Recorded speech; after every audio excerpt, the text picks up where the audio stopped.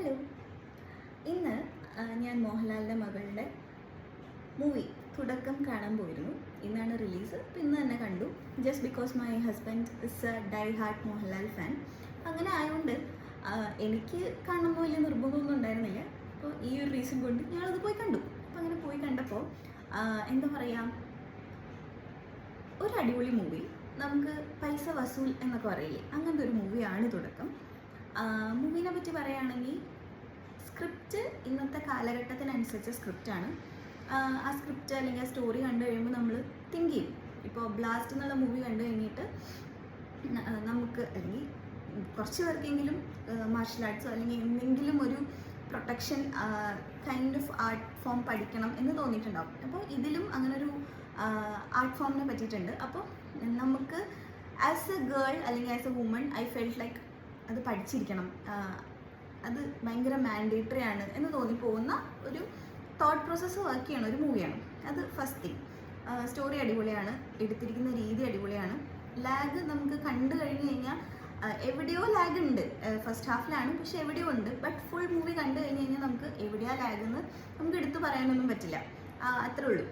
പിന്നെ എന്താ പറയുക, ഇൻ്റർവ്യൂ ഒക്കെ കാണുമ്പോൾ നമുക്ക് വിസ്മയ മോഹൻലാൽ കുറച്ച് ഡിഫറെൻ്റ് ആയിട്ട് ഫീൽ ചെയ്യും. The way she talks, the way her body, എല്ലാം ബോഡി ഇൻ ദ സെൻസ് ആളുടെ തടിയോ അല്ലെങ്കിൽ അങ്ങനെയല്ല, മൊത്തം ആളുടെ ഗെസ്റ്റേഴ്സൊക്കെ കാണുമ്പോൾ നമുക്ക് കുറച്ച് ഡിഫറെൻ്റ് ആയിട്ടാണ് ഫീൽ ചെയ്യുക. പക്ഷേ മൂവിയിൽ അത് വല്ലാതെ എടുത്ത് കാണിച്ചിട്ടില്ല.